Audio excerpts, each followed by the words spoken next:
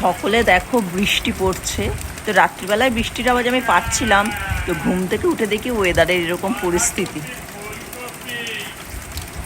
তো সুপ্রভাত সকলকে, এখন থেকেই ব্লগটা শুরু করছি। তো সারাদিন কেমন হবে জানি না, তো তোমরাও সঙ্গে থেকো। ভালোই লাগে, এরকম বৃষ্টি তো হয়নি, খুব কমই, যে শুধু সারাদিন বৃষ্টি হবে। বর্ষাকালে তো এটাই বৈশিষ্ট্য, যে সারাদিন বৃষ্টি হবে, ঘন বর্ষা। এখন অবধি আমরা ঘন বর্ষা পাইনি, আজকে জুলাই মাসের প্রায় শেষের মুখে। দেখা যাক যদি আজকে হয়।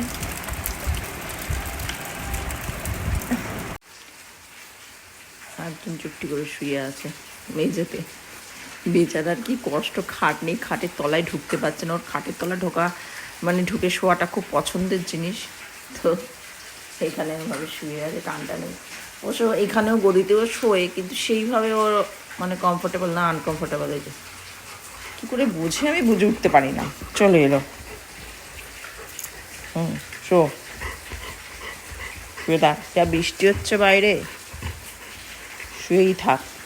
আজকে কৌশিক পুরো ভিজবে ফেরার পথে, কারণ যা বৃষ্টি পড়ছে চিন্তার বাইরে। আরও বেশি বৃষ্টি মানে জোরে পড়লো। প্রায় 8টা বাজে, আরও একটু বাদেই ঢুকবে, 10-15 মিনিট রাস্তায় আছে, পুরো ভিজবে, ভিজে ভিজে পুরো একদম কাক স্নান করে আসবে। আর একটা জিনিস দেখো, দেখেছো ঘাসগুলো সব শুকিয়ে গেছে আমাদের এখানে। এত ঘাস হচ্ছে, প্রত্যেক মাসে পরিষ্কার করাই তোমরা দেখেছো, পুরো মানে 1.5 মাস অন্তর অন্তর, কখনো 1 মাস অন্তর, কখনো 2 মাস অন্তর 500 টাকা করে নেয়। বলো এবার সারা বছরে কত টাকা হয়? এবার কৌশিক বলছে দাঁড়াও আমি ঘাস মারার ওষুধ কিনে আনি। তো এইখানটাতেও দিয়েছে, এখানটাতে তো শুকনো শুকনো ভাত, তো ঘাস মারার ওষুধ দিয়ে দিয়েছিল কিছুটা, যে তাহলে অন্তত কিছুদিন আর কি ঘাস উঠবে না, জায়গাটাও পরিষ্কার থাকবে। নাহলে বর্ষা বাদলের সময় স্টুডেন্টরা আসে, বাচ্চা সাপকোপের উপদ্রব আমাদের এখানে কিন্তু আছে। আর ওই দিকটা জঙ্গল, তো গড়ের ধার, আর ওখান দিয়ে গড় গেছে। এবার গড় থেকে সব ওই জলধরা সাপ, তারপরে আরও বিভিন্ন ধরনের সাপ চলে আসে, বড় বড় ছোট ছোট। তো জঙ্গল থাকলে এই জিনিসটা অসুবিধা। তো বললো ঘাস মারার ওষুধের, ঘাসগুলো বেশ মরেই গেছে, ভালো হয়েছে। বাবার গায়ে উঠিস না, তোর গা ভিজে যাবে, ওটা নিয়েই ও উঠবে, ও আদর করতে হবে। গাটা একটুখানি দাও, একটু দাও, নাহলে ও বাবা ও শুনবে না, পুরো গা ভেজা। ও দেখো না, তোমার গা হাত পাটা ভেজা, তো ওই জলগুলো লাগছে, ওই জন্য বারে বারে হাত দিয়ে ইয়ে করছে।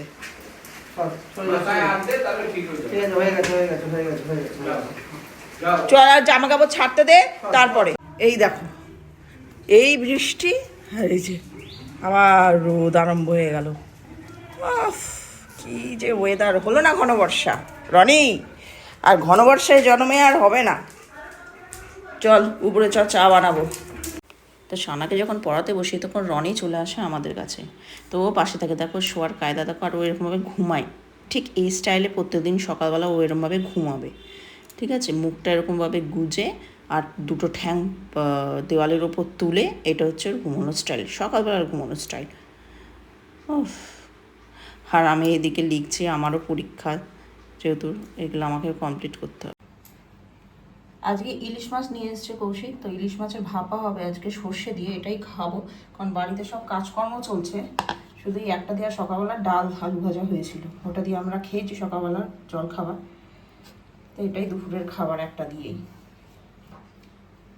বাপরে আমার এখনো কাজ বাকি প্রচুর। এখন ইলিশ মাছ ঢালা হচ্ছে।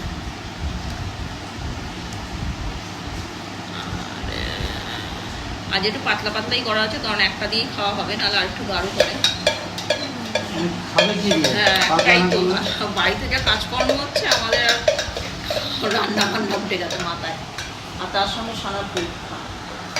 এই যে এরা যাচ্ছে, পড়তে যাচ্ছে, টাটা।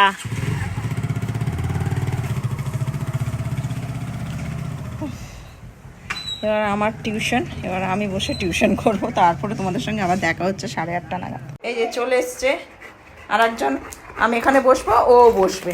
দিদি তো চলে গেছে পড়তে, বসে পড় তুই।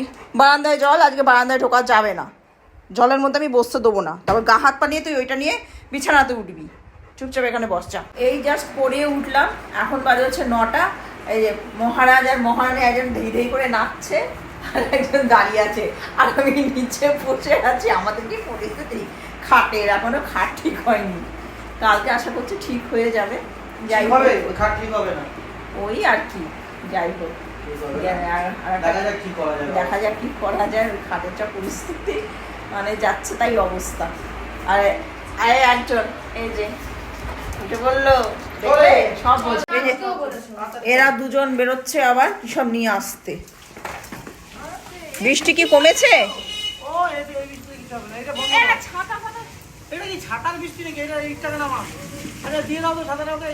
ছাতাটা নিয়ে যাক, পরীক্ষা সামনে। যা ঘুরে আয়, আমি আর রনি থাকি।